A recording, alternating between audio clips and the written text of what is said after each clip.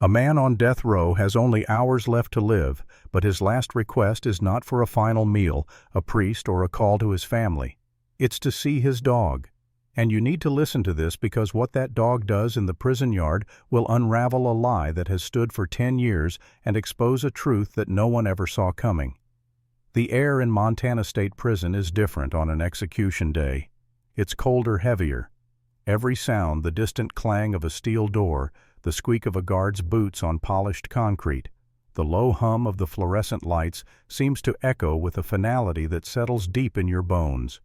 And on this morning, that finality was all for one man, Leo Vance. For 10 years, Leo had measured his life in the cracks on his cell ceiling. He was a ghost haunting the shell of a man he once was. A decade ago, that man had been a park ranger with lungs full of mountain air and a spirit as wild as the Montana landscape he protected. His shadow then wasn't cast by prison bars, but by a joyful yellow Labrador puppy named Buddy, who tumbled after him through fields of wildflowers and along crystal-clear riverbeds. In a brief flickering memory, he could almost feel it, the warmth of the sun, the scent of pine, and the weight of a tiny sleeping puppy on his chest. Buddy wasn't just a dog. He was a promise of simple companionship, of unconditional loyalty, of a life lived in the open, a life that was stolen from them both by a crime Leo insisted he didn't commit. But the system disagreed, and now the system had come to collect its debt. When the warden came to his cell, he expected the usual requests: a steak dinner, a phone call, a chance to rage at the world one last time. But Leo was quiet. The fire in his eyes had been extinguished years ago, leaving only a single glowing ember. "Vance," the warden said, his voice flat professional. "It's time. Do you have a final request?" Leo looked up, and for the first time in years the warden saw something other than resignation in the inmate's eyes. It was a flicker of that old park ranger, a plea. "I want to see my dog," Leo said, his voice raspy from disuse. "I want to see Buddy." The guards shifted on their feet. In a world of violence and calculated last words, this request was different. It was pure. The warden, a man who had seen the worst of humanity, paused. Protocol screamed, "No." Security risk precedent, it was an administrative nightmare. But then he looked at Leo's file spread open on his desk earlier that morning. 10 years. Not a single mark against him. No fights, no trouble, no violations. For 652 days, Leo Vance had been a model of silent compliance, a man simply waiting for time to run out. The warden thought of the countless men who used their last moments to spit venom at the world, and here was one who wanted nothing more than to say goodbye to his best friend. He was breaking a dozen rules, but in that moment he made a decision that would alter the course of more than one life. He looked at his deputy. Make it happen. He didn't know why he did it. Maybe it was a gut feeling, or maybe he just wanted to witness one genuine act of love in a place built on hate. He would later realize that this small break in protocol was like creating a tiny crack in a dam, and for the first time in a decade, the truth had a path to slip through. As the sun reached its midday peak, casting long shadows across the prison yard, a white van pulled up to the outer gate. Inside was a 12-year-old yellow Labrador, his muzzle now gray with age, his eyes a little cloudy, but his heart still full of a memory he had never let go of. The warden stood with Leo by the entrance to the yard. "He's here, Vance." Leo nodded, his hands trembling. He was about to face the one soul on this earth who had never doubted him, the one who remembered the man he used to be. But what he didn't know, what no one could have known, was that Buddy remembered something else too. He remembered a scent from a dark day 10 years ago, and the man who carried that scent was standing just a few feet away, watching them, his face a mask of cold indifference. The heavy steel door of the yard creaked open, and for a moment the world stood still. There at the other end of the manicured prison lawn stood Buddy. He was older, grayer around the muzzle, and he walked with the careful gait of a dog who had seen more winters than he had left. But when his eyes locked onto Leo's, the years melted away. A single excited bark echoed off the concrete walls. It wasn't a sound of aggression, it was a sound of pure, unadulterated recognition. Buddy's tail, which had been still, began to thump, then whip back and forth with a joy that defied the grim surroundings. He broke into a lumbering run, his old bones forgotten, driven by a decade of stored-up love. Leo dropped to his knees, his chains clanking against the ground, and braced for impact. The Labrador hit him not with force, but with a wave of affection, covering his face and licks his heavy paws on Leo's shoulders. Leo buried his face in Buddy's thick yellow fur, inhaling a scent he thought he'd lost forever. The smell of home, of loyalty, of a life he once knew. The guards, the warden, the watchtowers, they all dissolved. For those few precious seconds, it was just a man and his dog, reunited against impossible odds. The warden watched, a strange feeling stirring in his chest. It was a scene of such profound love that it felt sacred, almost out of place within the razor-wire fences. And then everything changed. Buddy, who had been completely absorbed in his reunion, suddenly lifted his head. He went completely still, his body rigid. A low rumble started deep in his chest. His gaze was fixed, laser-focused on a spot just behind the warden. It was Officer Marcus Thorne. Thorne was a senior guard, a man known for his cold, unsmiling professionalism. He stood with his arms crossed, watching the scene with an air of detached annoyance. Buddy's gentle, happy demeanor vanished, as if a switch had been flipped. His ears flattened against his head.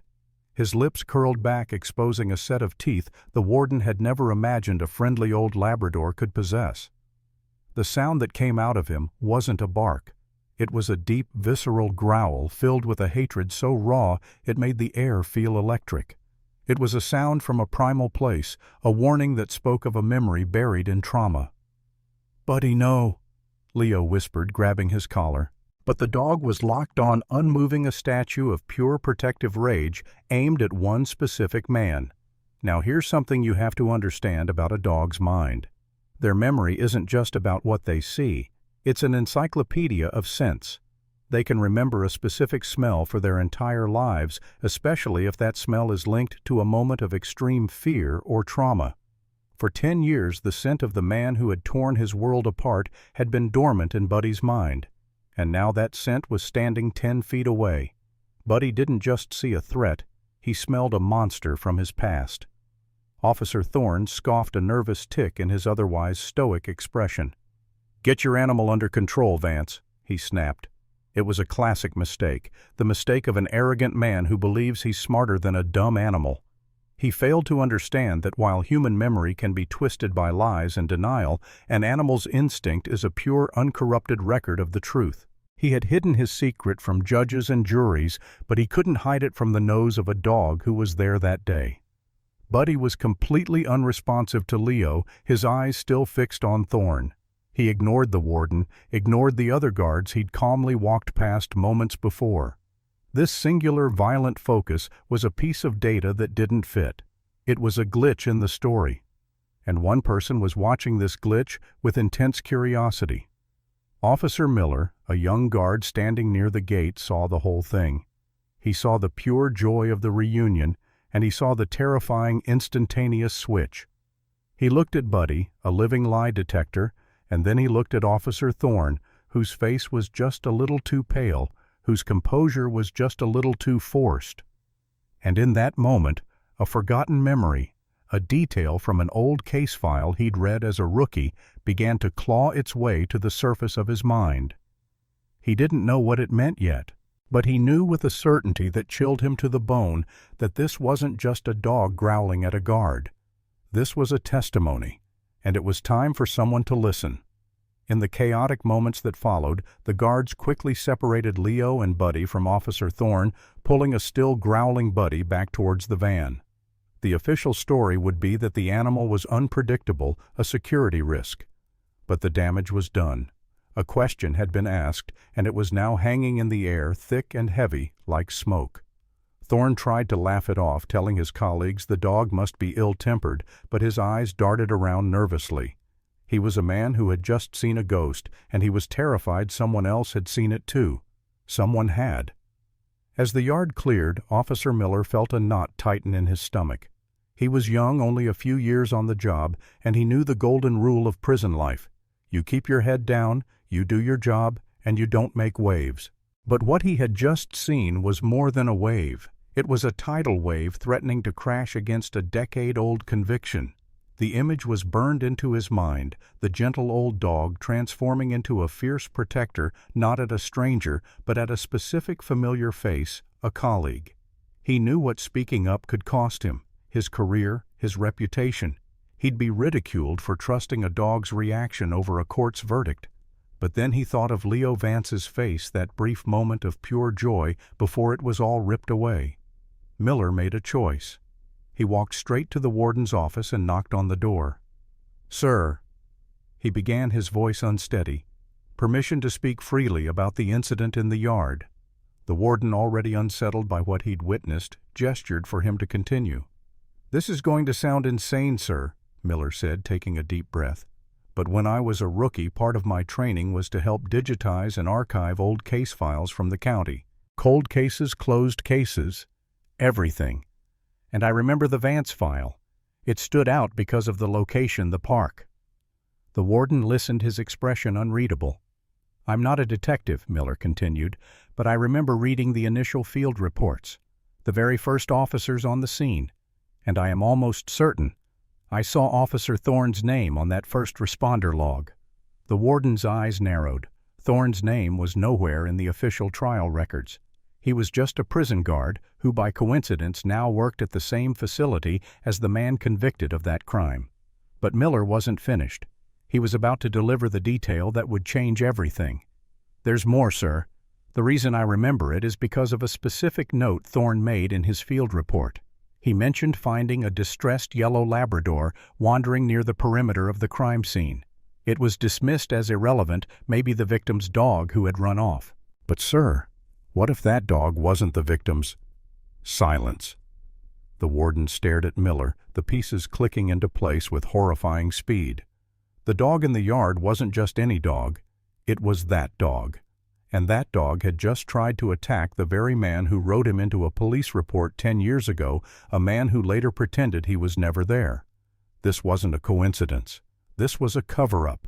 The growl in the yard wasn't just a reaction, it was an accusation, and Miller had just found the corroborating evidence, a ghost in the case file. We all face moments where it's easier to stay silent, to let things go, to avoid the conflict. It's the safe path. But true courage is found in the people who, like Officer Miller, choose to speak up when something is fundamentally wrong, no matter the personal risk. Justice is never served by the silent. The warden stood up and walked to his window, looking down at the now empty yard. The execution was scheduled for less than 3 hours from now. He turned back to Miller, a new steely resolve in his eyes. "You did the right thing, son." He picked up his phone, his hand steady. He wasn't just calling to delay an execution anymore. He was calling to start a war. When the district attorney's chief investigator answered, the warden's voice was low and firm. "I need you to pull the complete, unedited original case file for the state versus Leo Vance. I don't mean the trial summary. I mean everything. Every raw field note, every coffee-stained napkin, every archived box. And I'm formally requesting a stay of execution effective immediately. We have a problem." A stay of execution is not a pardon. It's a pause button. A temporary reprieve that buys time, but not freedom. The clock was no longer counting down to Leo's death, but it was now ticking on the search for the truth. And that search began in the most unglamorous of places, a dusty, forgotten archive room in the county courthouse. Led by Officer Miller's memory, a team of investigators located the original case box for Leo Vance. It was a time capsule of a decade-old lie, and right at the bottom, misfiled and coffee-stained, was a thin folder containing the raw field notes from the first responders. There it was in faded blue ink, written by a young officer, Marcus Thorne. Perimeter secured. Single victim apparent, GSW. Distressed yellow Labrador found wandering near the North Ridge. It was the first crack in Thorne's story. He was there. He saw the dog, and he buried it. The investigators started digging not into the murder, but into the man who wrote that note. Who was Marcus Thorne before he was a prison guard? The answer was found in another dusty box. This one a personnel file from the Montana Park Service. It turned out Thorne had also been a park ranger, and he hadn't left on good terms. He was fired for serious misconduct. That was the second crack. The investigators cross-referenced the dates. Thorne was fired just 2 months before the murder of the wildlife activist. And when they dug into the reason for his dismissal, the entire conspiracy broke wide open. Thorne was the primary suspect in a sophisticated illegal poaching ring that had been trafficking valuable animal pelts out of the park for years. And who was the person who had been secretly gathering evidence against that ring, preparing to hand a complete file to the authorities? The activist who was found dead on the trail. The victim. The motive was no longer a mystery. This wasn't a random act of violence. It was a professional hit, an execution to silence a witness who was about to bring down a lucrative criminal enterprise. Leo Vance, the quiet, solitary ranger who patrolled a nearby route, was simply the perfect scapegoat.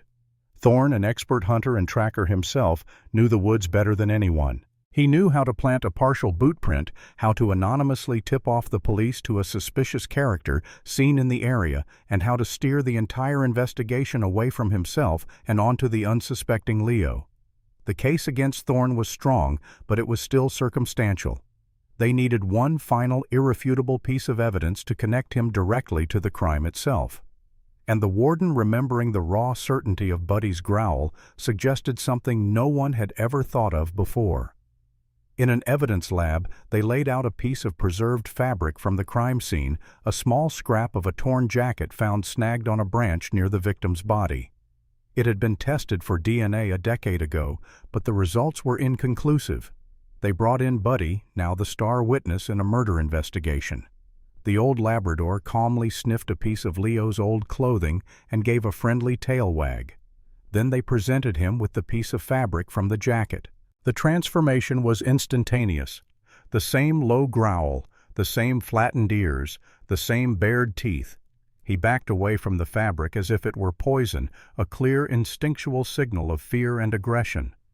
Buddy wasn't just smelling a piece of cloth. He was smelling his deepest trauma. He was smelling his master's betrayer. You can build a lie with human words, and you can construct a defense with legal arguments. But you cannot argue with a memory that has no words. The truth, as it turns out, has a scent all its own. The final scene played out in a sterile interrogation room. Thorne sat across from the investigators, confident and cold, denying everything. He had an alibi. The evidence was circumstantial. He scoffed at their theories. "This is ridiculous," Thorne said, leaning back. "You have nothing." The lead investigator slid a final photo across the table. It wasn't a fingerprint or a witness statement. It was a picture of Buddy growling in the evidence lab. "You're right, we don't have a human witness," the investigator said calmly. "But we have him. He was there that day, and he was there yesterday in the lab. Your scent is all over that jacket, Thorne. We just confirmed it. And Buddy, well, Buddy never forgot."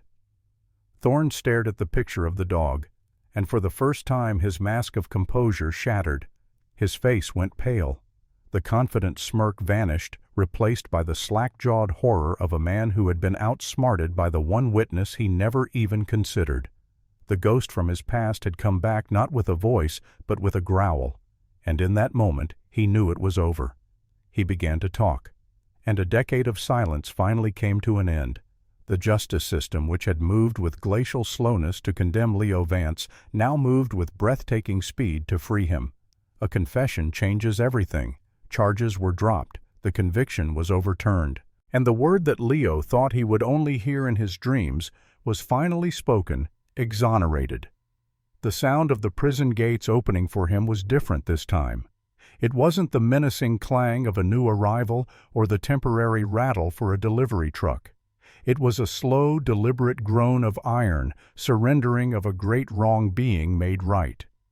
Leo stepped out, not into the chaos of news crews, but into the quiet embrace of a cool Montana morning. He was alone, except for Officer Miller and the one soul he had been waiting for. Buddy sat patiently by the car, his tail giving a soft thump, thump, thump against the ground. Leo's first moments of freedom weren't a shout of victory. They were a whisper. He knelt down and simply pressed his hand flat against the earth, feeling the blades of grass tickle his palm. For 10 years his world had been concrete and steel.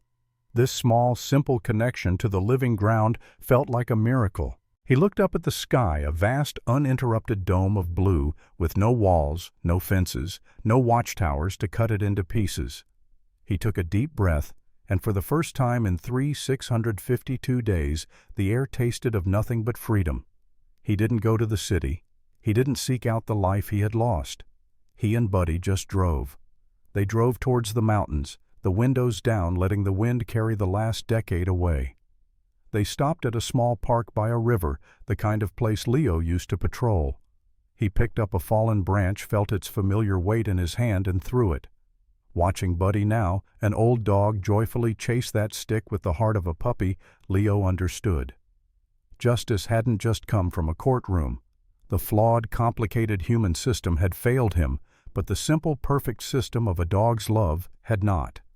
Buddy's loyalty was a law of nature more powerful than any law written by man. He hadn't just saved Leo's life.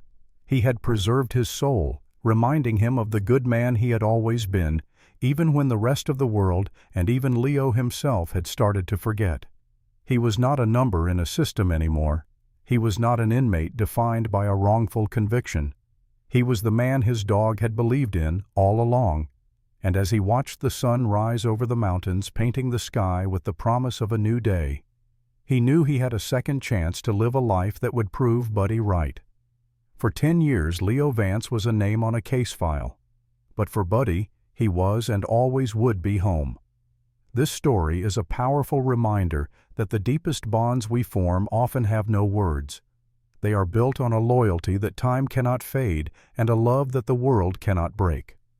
If this story moved you, please take a moment to like this video and share it with someone who understands the incredible power of an animal's love. And don't forget to subscribe and turn on notifications, because our channel is dedicated to bringing you more unbelievable true stories of courage, loyalty, and the unbreakable bonds that define the best parts of us. We have a question for you. Tell us in the comments about a time your own loyal pet did something that amazed you. We read every single one, and your stories inspire us all. Thank you for watching. Your next journey into an incredible story begins right now on the screen in front of you.